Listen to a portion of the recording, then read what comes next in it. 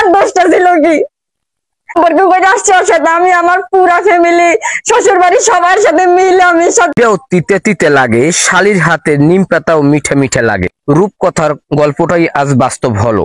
ষষ্ঠ পড়ুয়া শালিকে নিয়ে উধাও দুলাভাই। মঠবাড়িয়া থানায় অভিযোগ।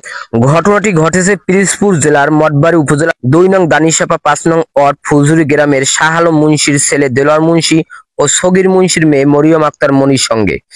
সম্পর্কে তারা শালী দুলাভাই। দেলোয়ার মুন্সি এক কন্যা সন্তানের জনক এবং মরিয়ম আক্তার মনি 6ষ্ঠ শ্রেণী পড়ুয়া ছাত্রী। এতে এলাকায় ব্যাপক চাঞ্চল্য সৃষ্টি হয়েছে। বিস্তারিত দেখুন ভিডিও চিত্রে। এটা আমি 6-7 মাস আগে যখন আমার বোনের কাছে একটা বাটন মোবাইল ছিল, সেই মোবাইলটা মূলত আমার নানুর, মানে নানু বাড়িতে আসছে, তো ওদের বাটন মোবাইল দিয়া আমার স্বামীর সাথে কথা বলতো। তা আমি বলছি যে ও যে মেসেজ কিনে তোমার সাথে কথা বলে, কে কিনে দে? বলে আমি কিনে দিই। বলে আমি কেন কিনে দাও? কয় ও তো স্কুলে যায়, ওর মানে স্কুলের ফ্রেন্ড আছে, ওদের সাথে কথা বলা লাগে, এর জন্য আমি কিনে দিই। তা আমি আর জানি না ওদের মধ্যে যে সম্পর্ক শুরু হয়েছে বা এমন কোনো কিছু। তাই ইদারিং দেখতেছি যে ও ওর সাথে কেমন হাসাহাসি করে, ওর সাথে করে। এটা স্বাভাবিক, একটা মেয়ের সাথে, একটা ছেলের সাথে যদি একজনের স্বামীর সাথে আরেকজন হাসাহাসি করে, সেটা নিজের বোন হোক বা অন্য কোনো মেয়ে হোক, আমার একটু মাইন্ডে লাগছে।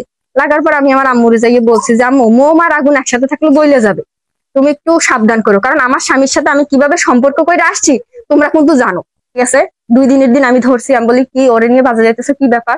বলতেছে যাইতেছে, ওর একটা ডায়েরি কিনা লাগবে, এর জন্য যাইতেছে। এবং মানে সুবিধা মতো তারা ওগুলাও করছে, স্বামী স্ত্রীর মধ্যে যা হয় ওগুলা পর্যন্তও করছে।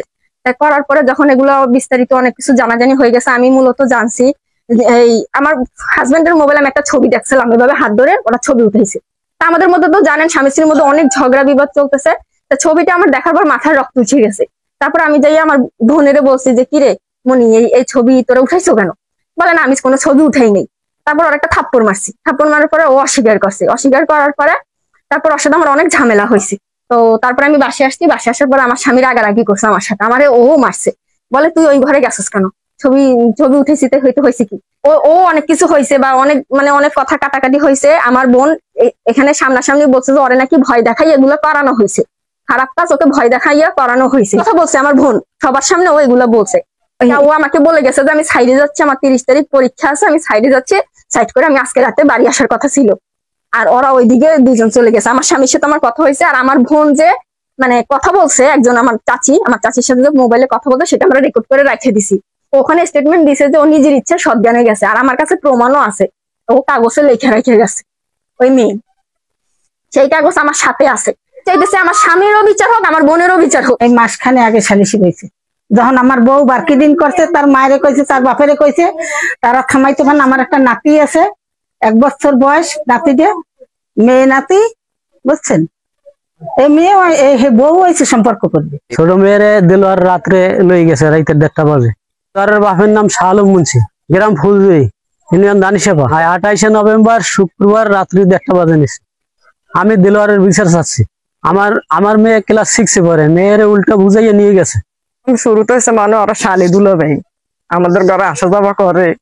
মেয়ের জামাই সবসময় আসে, তো এরকম খারাপ কিছু দেখিনি। আমার বড় মেয়ের জামাই আমার ছোট মেয়েকে নিয়ে পালা গেছে গত রাত্রে 1:30 বাজে। আমরা উঠার পরে দেখি মেয়ে ঘরে নাই। তারপর আমরা চতুর্দিকে বিচারাইছি, কোনো জায়গায় পাইনি। 10 টাকা কাকে দিবেন? আমি বিচার চাই, এখন ছেলে মেয়ের জানি দুজনের একটা বিচার।